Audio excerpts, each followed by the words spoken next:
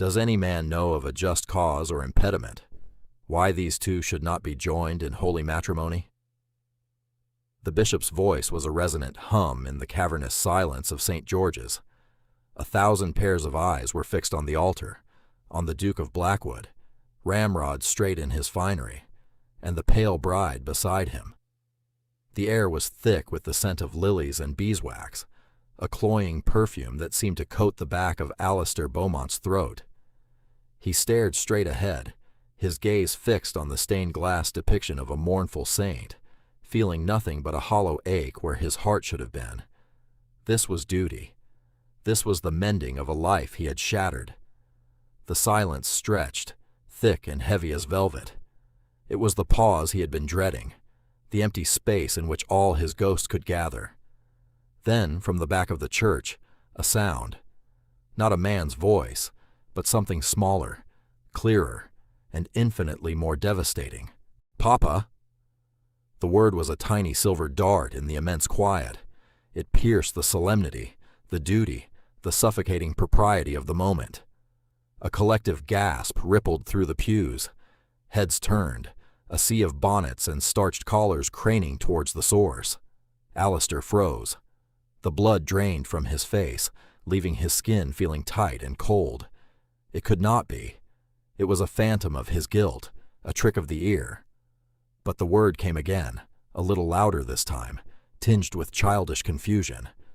"Papa."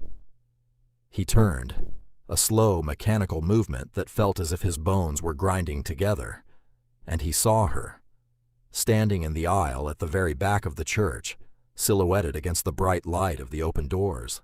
She was thinner, her face sharpened by hardship, the soft curves of her youth pared away to reveal the elegant, unyielding strength of the woman she had become. Her dress was plain, the dark wool of a working woman, a stark contrast to the silks and jewels that surrounded her. But it was Eleanor, his wife, the wife he had cast out 5 years ago, and clinging to her hand was a small boy with a riot of dark curls and a serious, questioning face. A boy who was now looking directly at him, his small brow furrowed. A boy with Alistair's own eyes, the same startling, unmistakable shade of slate gray. The world tilted. The lilies, the bishop, the pale bride beside him, all of it dissolved into a meaningless blur. There was only the woman at the back of the church and the child who had just called him father. The hollow ache in his chest erupted into a maelstrom of shock, horror, and a terrifying, unfamiliar flicker of hope. 5 years earlier, the rain had fallen on Blackwood Manor with a relentless, weeping persistence. It slicked the ancient stones of the ducal seat until they gleamed like polished jet and turned the gardens into a sodden mess of bruised petals and mud. Inside, the air was just as oppressive. Eleanor had felt it for months, a slow tightening in her chest, like a cord being pulled around her ribs day by day. Alistair was a stranger to her. The man she had married, full of guarded warmth and a surprising, dry wit, had vanished. In his place was the Duke of Blackwood, a cold, remote figure who moved through his own home as if it were a museum, and she, one of its less interesting exhibits. He spoke to her at dinner, his conversation a litany of tenants, crop yields, and parliamentary gossip. He performed his duties as a husband with a grim, silent efficiency that left her feeling more alone than if he had not touched her at all. The change had been insidious, creeping into their marriage like a fog. At its heart was Marcus Thorne, Alistair's cousin. Marcus, with his sympathetic smiles and his constant presence at Alistair's side. He was always there, whispering in the Duke's ear, his words like slow-acting poison. He would praise Eleanor to her face, his eyes full of admiration, but she saw the flicker of something else there, a deep, curdling resentment. "His Grace is under such strain," Marcus would say to her, his voice a confidential murmur. "The weight of the title, you understand. He relies on you, Duchess, to be his serene harbor in the storm." It was a lie, and she knew it. She was no harbor. She was the storm's epicenter, though she did not yet understand why. She felt Alistair's gaze on her across the dinner table, no longer filled with the quiet affection she remembered, but with a cold, assessing suspicion. He was watching her, waiting for a failing she could not comprehend. The pregnancy was her secret, a fragile pearl of hope she cherished in the cold oyster of her life. She had not told him yet. She was waiting for the right moment, for a crack in the icy facade he had built around himself. She imagined telling him, imagined seeing a flicker of the old Alistair, the man who had once traced the line of her jaw and told her she was his North Star. She foolishly believed a child, an heir, would mend the chasm that had opened between them. The end came not with a slow decline, but with a brutal, public severing. It happened at the Ashworth Ball, the social zenith of the county season, held in their own ballroom. The air was suffocating, a blend of sweat, perfume, and champagne. Eleanor felt dizzy, the first signs of morning sickness making the glittering scene swim before her eyes. She had retreated to the library for a moment of quiet, seeking refuge from the prying eyes and the endless, meaningless chatter. The door opened, and it was not Alistair. It was Captain Ames, a young officer whose estate bordered Blackwood. He was charming, handsome, and utterly harmless. He had stumbled in by mistake, he said, looking for a snifter of brandy. He bowed, apologized, and was about to leave when the main library doors crashed open.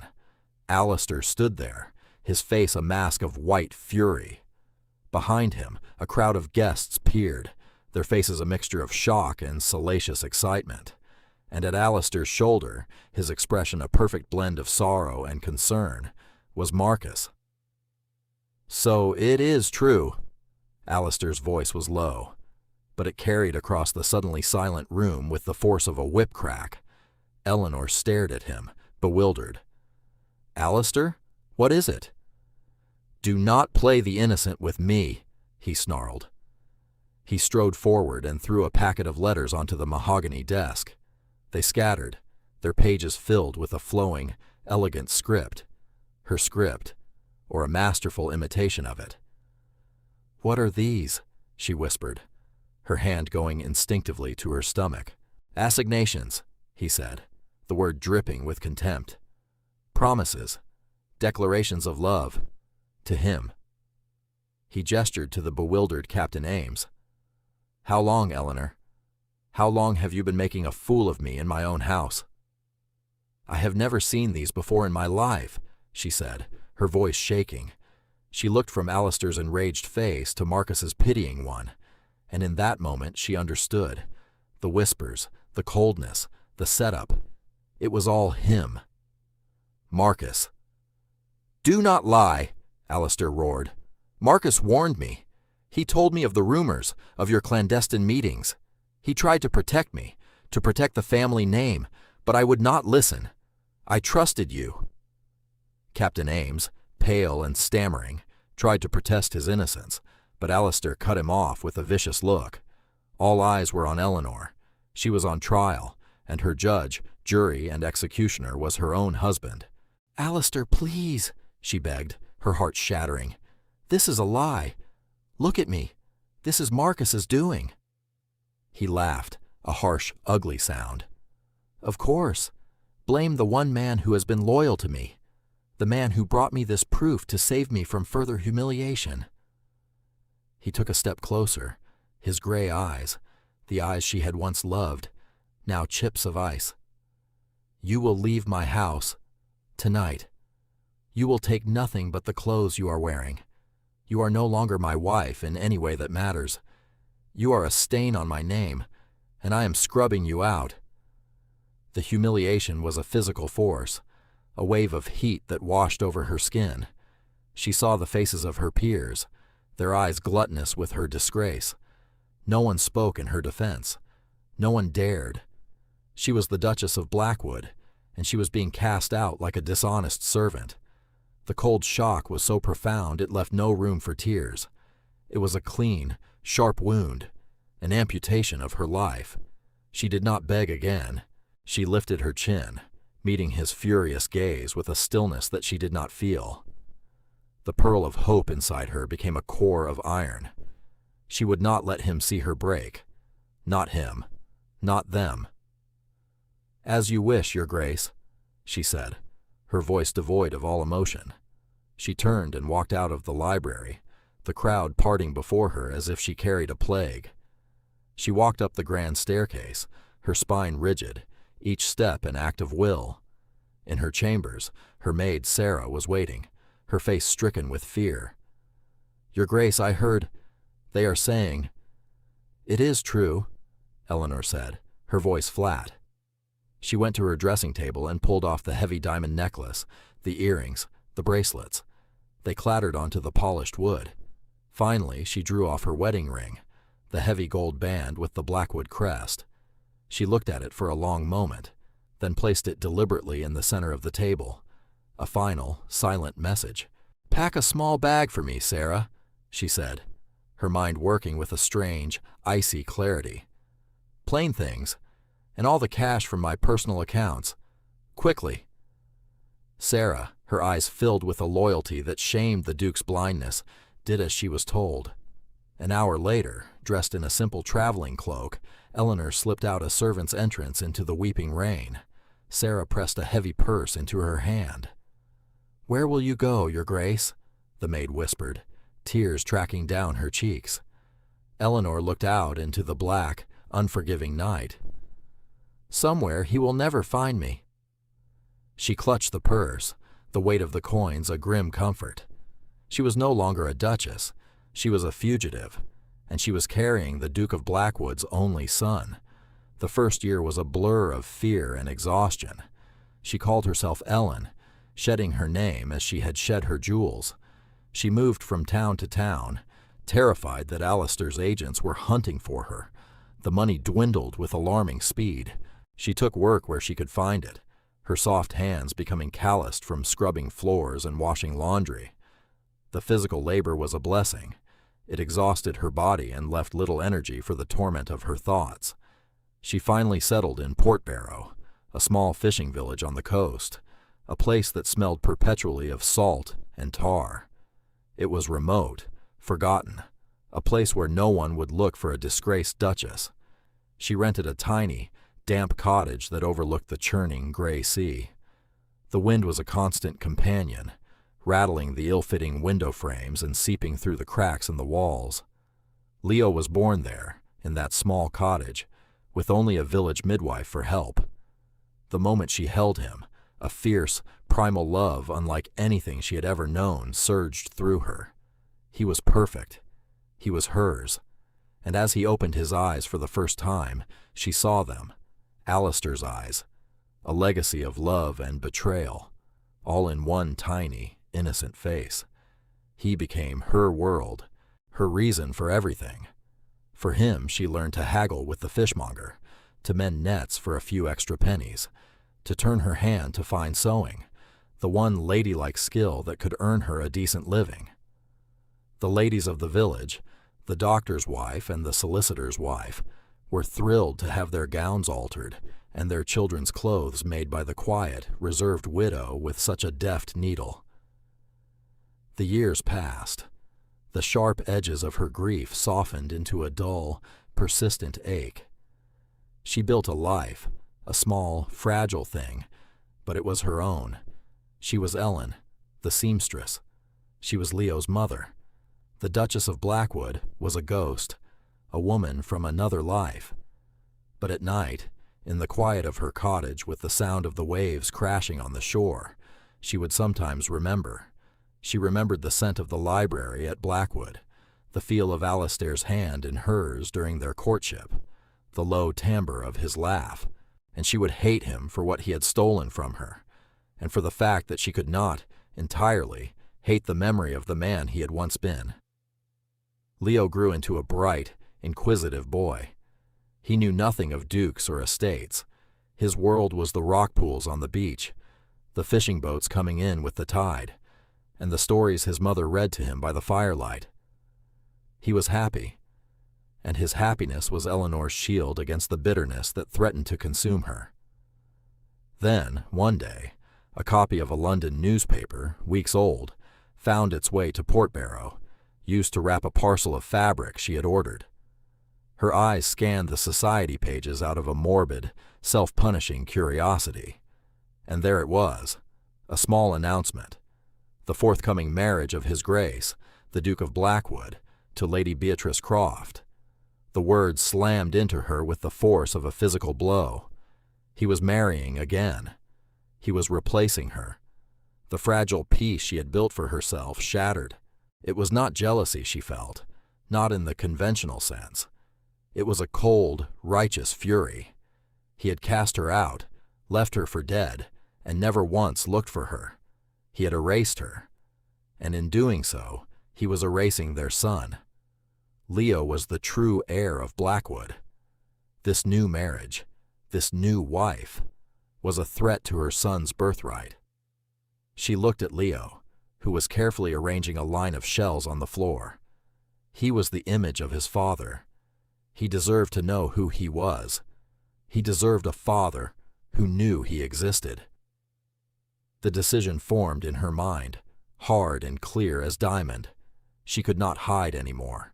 For Leo's sake, she had to face the man who had destroyed her life. She would not let him commit this final act of erasure. She sold the few small items of value she had, bought 2 tickets for the coach to London, and packed a single bag. It was time for the ghost of the Duchess of Blackwood to return.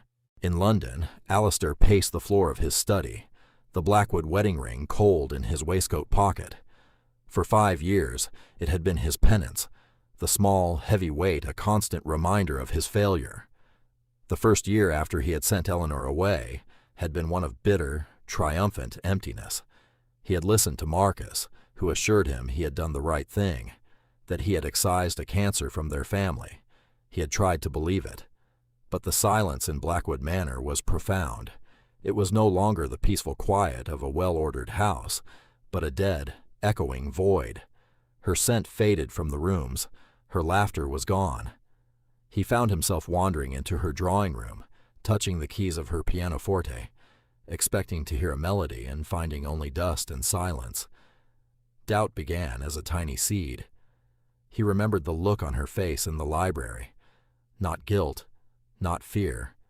It was a look of profound, bewildered hurt. He remembered her stillness as she walked away, a dignity that a guilty woman would not have possessed. He started to watch Marcus more closely, to see the flash of triumph in his cousin's eyes, to notice how skillfully he now managed the estate's finances, isolating Alistair from the details. He began his own secret investigation 2 years ago. He hired a man, a Mr. Finch, a discreet former Bow Street runner of impeccable reputation. Finch was methodical. He started with the forged letters. He found the forger, a dissolute clerk with a gambling problem, who confessed that Marcus Thorne had paid him handsomely to copy the Duchess's handwriting from household ledgers. He found the footman Marcus had bribed to spread rumors among the staff. He discovered that Captain Ames had been a pawn, lured to the library on a false pretext. The truth was a slow, agonizing poison. Each revelation from Finch was another twist of the knife in Alistair's gut. He had been a fool, a proud, arrogant, blind fool, so consumed by the fear of being cuckolded that he had believed the lies of a jealous, greedy man over the wife he had sworn to protect. He had not just wronged Eleanor. He had annihilated her. He had thrown her to the wolves with nothing. For all he knew, she was dead, perished in some gutter. The guilt was a living thing, a beast that clawed at his insides day and night. The engagement to Lady Beatrice was Marcus's idea, a final, brilliant move. "You need an heir, Alistair," he had urged. "The line must be secured. Lady Beatrice is perfect, well-connected, placid. She will cause you no trouble." Alistair had agreed, not out of desire, but out of a deep, soul-crushing apathy. His life was already ruined. What did one more mistake matter? He deserved this empty, political marriage. It was a fitting punishment. He had not yet confronted Marcus. He was waiting, gathering the last pieces of Finch's evidence, planning to expose him publicly and spectacularly. But he had waited too long. The wedding was upon him. Now, in the echoing silence of St. George's, the past and present collided. The child's voice, the sight of Eleanor, the undeniable truth in those gray eyes. It was all real. He had a son he had never known, a son whose life he had endangered with his own stupidity. Lady Beatrice let out a small, sharp cry beside him. The bishop stared, his mouth agape. The whole of London society was watching as the Duke of Blackwood's world fell apart at the altar. Alistair did the only thing he could. He took a step forward, away from the bride, away from the altar, and down the aisle. He walked towards Eleanor, his legs unsteady. The crowd seemed to melt away. There was only her. Her face was pale, her expression a mask of defiance and fear. The little boy half hid behind her skirts, peering out at the tall, grim-faced man approaching them. Alistair stopped a few feet away from them. He could not bring himself to go closer, to breach the chasm of 5 years of pain that separated them. His voice, when he spoke, was a raw whisper. "Eleanor." Her name on his lips was a strange thing, an artifact from a buried life. She flinched, but held her ground. "Your Grace," she replied, her tone glacial. She had used his title. The word was a wall between them. He knelt. He did not plan it. His legs simply gave way. The Duke of Blackwood, one of a handful of peers of the realm, knelt on the cold stone floor of the church, in front of his cast-out wife and the son he had never met. Gasps and whispers erupted behind him, but he did not hear them. He looked at the boy. "What is his name?" he asked, his voice cracking. Eleanor's hand tightened on her son's shoulder. "Leo." "Leo," Alistair repeated. He looked into those familiar gray eyes, a perfect mirror of his own. "Hello, Leo." The boy said nothing, just stared with a child's unnerving solemnity. Alistair felt his heart break and remake itself in the same instant. All the ambition, the pride, the ducal arrogance that had defined him, it all burned away in the face of this small boy. He looked back up at Eleanor. The fury and defiance in her eyes were warring with a deep, bottomless sorrow. He saw the years of hardship etched around her mouth, the weariness in her posture. "Forgive me," he whispered. It was inadequate. It was nothing, but it was all he had. "Forgiveness is not a word you have the right to use," she said, her voice low and trembling with suppressed rage. "I did not come here for you. I came for him. You will not erase my son." He rose to his feet. He turned and faced the altar, the stunned bishop, the furious face of Lady Beatrice, the shocked and delighted faces of the ton. He saw Marcus in the front pew, his cousin's face a picture of disbelief and rage. "This wedding will not proceed," Alistair announced, his voice ringing with an authority he had not felt in years. "My wife, the Duchess of Blackwood, has returned to me." The ensuing chaos was immediate. Lady Beatrice's father was sputtering with outrage. Marcus was on his feet, his face livid. But Alistair ignored them all. He walked back to Eleanor, extending a hand not to touch her, but as a gesture of offering. "Come," he said gently. "Let us leave this place." She hesitated for a moment, then gave a sharp, decisive nod. She took Leo's hand, and without a backward glance, walked past Alistair and out of the church, her back straight, her dignity a shining armor. Alistair followed her out into the blinding light of day, leaving the wreckage of his second life behind him. The journey back to his London townhouse was conducted in a suffocating silence. Eleanor sat opposite him in the carriage, her body angled towards the window, presenting him with her shoulder. Leo sat beside her, his small face pressed against the glass, watching the city streets with wide eyes.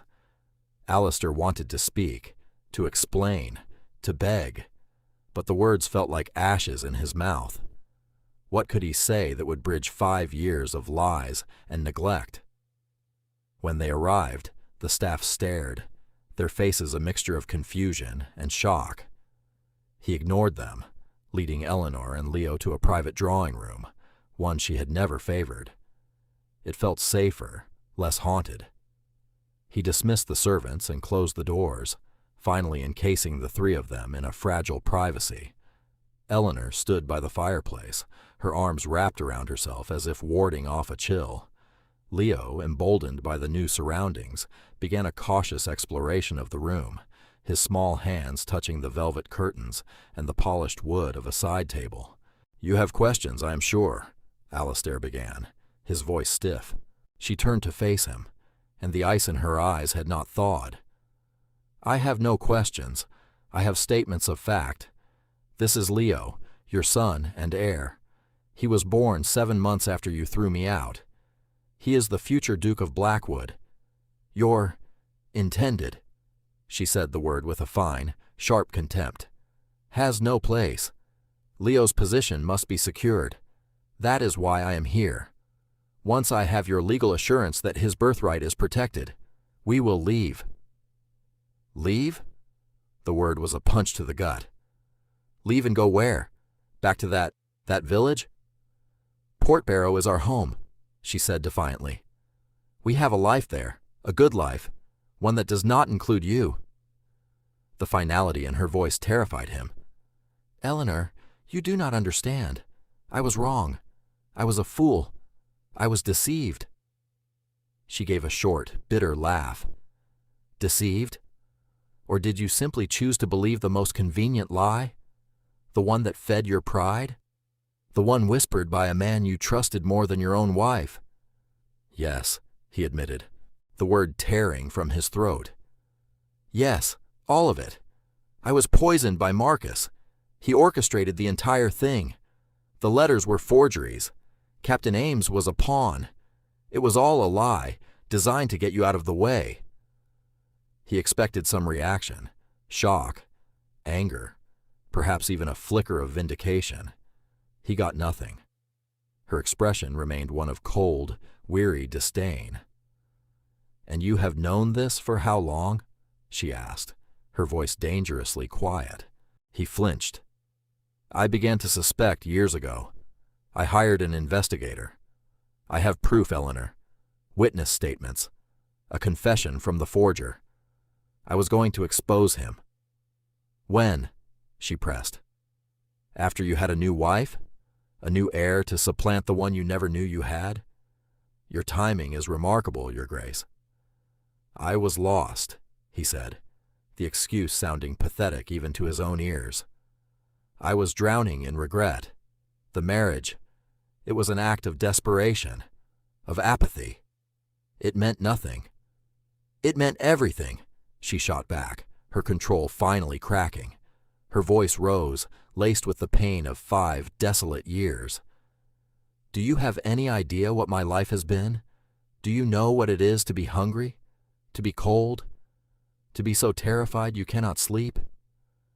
I scrubbed floors, Alistair. I washed other people's clothes until my hands bled. I did it all while carrying your son, and I did it all alone because you, his father, threw us away like garbage." Tears finally welled in her eyes, hot and angry.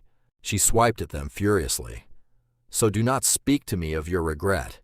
Your regret is a luxury. My survival was a necessity. I'm not the girl you married. I'm not the woman you cast out. That woman is dead. You killed her." He took a step towards her, his hands outstretched. "Eleanor, let me—" "Do not touch me," she whispered, shrinking back. "Do not ever touch me." He dropped his hands, the rejection a physical blow. He looked over at Leo, who had stopped his exploration and was watching them, his gray eyes wide with alarm. The boy was the only thing that mattered now. "You are right," Alistair said, his voice raw. "I have no right to ask for your forgiveness, but I am asking for a chance, not for me, for him. Let me be his father. Let me provide for him, for you both. You will not return to that village. You will remain here as the Duchess of Blackwood. This is your house, your home." "This is not my home," she said. "It is a prison where the jailer has just realized his error. My home is a small cottage by the sea where my son is safe and happy." "He is the future Duke of Blackwood," Alistair insisted. "He needs to be raised as such. He needs an education, opportunities, things I can give him, things he deserves." He could see the struggle in her face. Her fierce maternal pride was at war with her undeniable love for her son and her desire for his future. This was his only leverage, the only ground on which he could meet her. "I will not live with you as your wife," she stated, her voice firm. "I will not share your bed or your life. I will remain here for Leo's sake, under my own terms. We will have separate wings of the house. You will provide for his needs. In public, we will present a united front for the sake of his legitimacy. In private, we are strangers. Are those terms acceptable, Your Grace?" It was a cold, loveless arrangement, a living purgatory, but it was more than he deserved. It was a beginning. "Yes," he said, without hesitation. "Whatever you ask." The first step was to deal with the fallout. The next morning, Alistair summoned Marcus to his study. His cousin arrived, his face a mask of false concern. "Alistair, my dear fellow, what a terrible ordeal," Marcus began, settling into a chair. "This woman, appearing from nowhere with a child, surely it is a trick, a scheme to extort money." Alistair let him talk. He watched the man who had systematically destroyed his happiness, the man who had coveted his title and his wife. He felt a cold, clean rage he had not experienced before. When Marcus finally wound down, Alistair dropped a thick folder of papers on the desk between them. Finch's report. "This is a confession from the forger you hired," Alistair said, his voice dangerously calm. "This is a sworn statement from the footman you bribed, and this is a detailed accounting of the funds you have been embezzling from the Blackwood estate for the past 4 years. Marcus's face went from ruddy to ashen. He stared at the papers, his mouth opening and closing like a fish. "You are no longer welcome in this house," Alistair continued. "You are no longer a member of this family. Your allowance is cut off. Your name will be struck from my will. If you are not out of London by nightfall, I will hand this folder over to the authorities. I believe fraud and conspiracy to deceive a peer of the realm carry rather significant penalties." Marcus stood, his eyes blazing with hatred. "You would choose that whore over me? Over your own blood?" "She is my wife, the mother of my heir," Alistair said, rising to his full height. "And you are nothing. Now get out." Marcus fled. His social ruin was absolute and swift. The story of the Duke's interrupted wedding and the return of his long-lost Duchess was the only topic of conversation in London. Alistair controlled the narrative carefully, letting it be known that the Duchess had been living in seclusion due to ill health, and that her return was a joyous reunion. It was a flimsy story, but society would accept any fiction over a messy scandal. He paid a staggering sum to Lady Beatrice's father to smooth over the broken engagement, a bribe for his silence. He had cleared the battlefield. Now came the real war, winning back his family. He kept his promise to Eleanor. She and Leo were installed in the West Wing, a self-contained world of their own. He did not intrude. He sent her a bank draft for an enormous sum, giving her complete financial independence. He did not see it as a gift, but as reparations, a fraction of what he owed. His only point of contact was Leo. He would request, through a footman, an hour of his son's time each day. Eleanor, true to her word, allowed it. Those first few meetings were excruciating. Leo was shy, wary, a little boy who did not know the stranger who called himself Papa. Alistair did not push. He did not overwhelm the boy with ducal splendor. He met him in the gardens. He brought no expensive toys, just a simple wooden ball. They threw it back and forth in silence at first. Alistair's heart ached with the stilted awkwardness of it all. He was a stranger to his own flesh and blood. He learned about his son in fragments. He loved shells. He was afraid of large dogs. His favorite food was the simple fish pie his mother made. Alistair began to court his son, not with his title or wealth, but with patience and attention. He learned the name of the small, crudely carved wooden soldier Leo carried everywhere, Captain John. He asked about Captain John's adventures. He listened, truly listened, for the first time in years. Slowly, Leo began to thaw. He would ask Alistair questions. Why was the sky blue? How did trees grow so tall? He would slip his small hand into Alistair's as they walked. Each small gesture of trust was a balm on Alistair's wounded soul. He saw Eleanor only from a distance. He would watch her in the garden with Leo, her face softer. The harsh lines of worry eased as she watched her son laugh. She never acknowledged him, but he knew she was watching him too. He was on probation, and the sentence was indefinite. He decided to follow her lead. She had found a life in Portbarrow. Perhaps he needed to understand that life to understand her.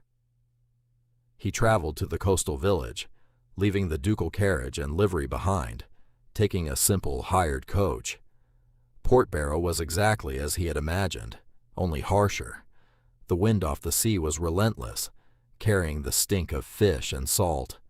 The cottages were small, huddled together against the elements. He found her home easily. It was tiny, the slate roof patched, the small garden neat but windswept. He stood across the narrow lane and looked at it, trying to imagine her life there, trying to imagine her, pregnant and alone, fetching water from the well, lighting a fire against the damp cold.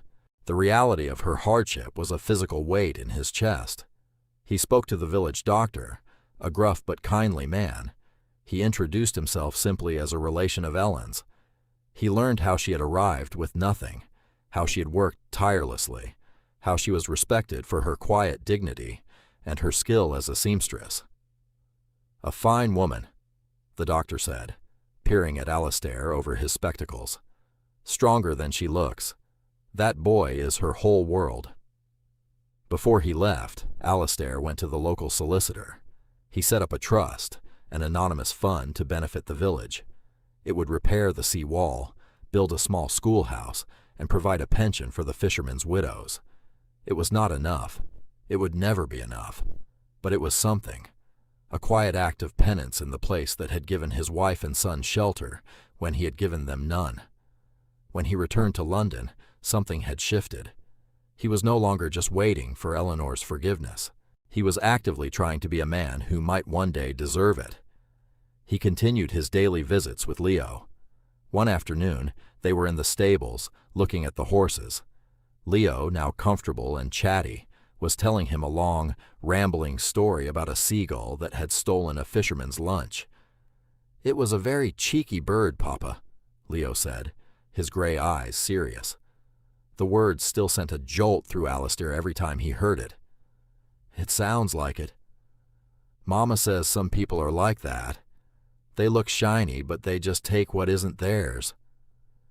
Alistair froze, knowing the boy was innocently repeating something he had overheard. "Did she?" "Yes.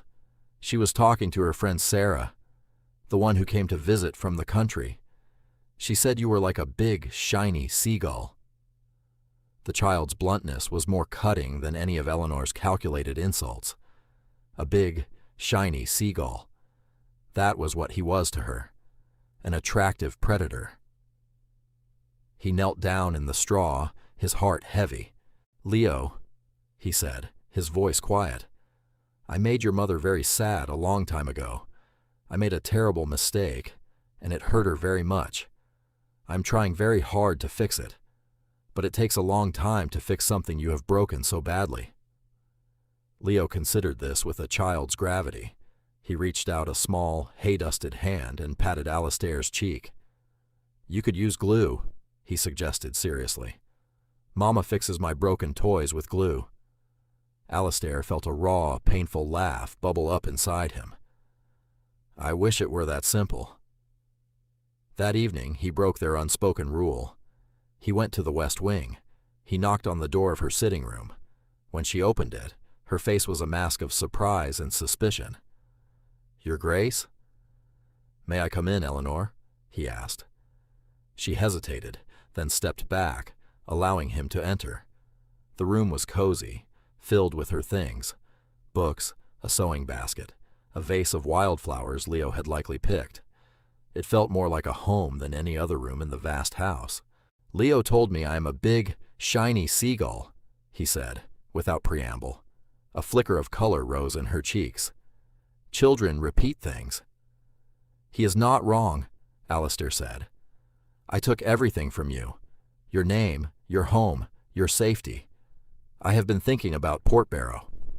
I went there." Her eyes widened in alarm. "You what?" "I had to see it. I had to understand." He took a breath. "I cannot imagine the courage it took for you to survive there, to build a life from nothing, to raise our son with such love when you had every reason to be consumed by hate." He reached into his pocket and pulled out the heavy gold wedding ring. He did not offer it to her. He simply held it in his palm. "I have kept this. Every day for 5 years, it has been a reminder of what I lost, of what I threw away. I know I cannot fix what I broke, but I want to spend the rest of my life trying to build something new. With you. With Leo. If you will let me." She stared at the ring, her expression unreadable. The silence stretched, filled with the ghosts of their past. "Why should I believe you?" she whispered. "How do I know this is not just ducal pride, that you are not just trying to secure your heir and your legacy?" "Because my legacy means nothing without you," he said, the truth of the words hitting him with absolute certainty. "Blackwood is just stone and land. You and Leo. You are its heart. A heart I almost destroyed. I do not ask you to love me, Eleanor. I do not even ask you to like me. I ask only for a chance to prove that I can be a father to our son, and perhaps, one day, a partner worthy of his mother." He placed the ring on the mantelpiece. "It is yours, to keep, to throw in the river, to do with as you wish. The choice, for the first time, is entirely yours." He turned and left, his heart pounding. He had laid himself bare. He had surrendered his pride, his power. All he could do now was wait. Weeks passed. The fragile truce held. The distance between them remained, but it was no longer charged with anger. It was a space of observation, of cautious assessment. Eleanor saw the changes in him. He was quieter, more thoughtful. The arrogance was gone, replaced by a deep, abiding sadness and a gentle patience with their son. He never missed his hour with Leo. He taught him to ride a pony. He read him stories. He answered his endless questions. He was becoming a father. One evening, there was a crisis. Leo fell from a climbing tree in the garden and broke his arm. The boy's scream tore through the evening quiet. Alistair was there first, scooping up his crying son, his face pale with terror. Eleanor arrived a second later. For a moment, they were not a duke and a wrong duchess. They were just two parents, united in their fear for their child. Alistair held Leo, murmuring words of comfort, while Eleanor examined the arm with a practiced calm, born of 5 years of solitary motherhood. "It is a clean break, I think," she said, her voice steady despite the tremor in her hands. "We need the doctor." They worked together, splinting the arm, soothing the crying child. In the flurry of activity, their hands brushed. She did not pull away. When the doctor had come and gone, and Leo was sleeping peacefully in his bed, his arm bound and dosed with a mild sedative, they stood together in the hallway. The adrenaline faded, leaving a profound exhaustion in its wake. "Thank you," Eleanor said softly. You were good with him. You kept him calm." "He is my son," Alistair said, his voice thick with emotion. "I would do anything for him." He looked at her, his eyes pleading. "For you." She looked down at her hands, then back up at him. "I saw what you did in Port Barrow," she said quietly. "The trust. Sarah wrote to me. She told me about the new schoolhouse, the widow's pensions." He said nothing. He had not wanted her to know. It was not meant to be a gesture to win her, but an act of private atonement. "It was a kind thing to do," she continued. "A good thing." A fragile bridge was forming between them, woven from shared concern and quiet actions. It was not love. It was not forgiveness. But it was hope.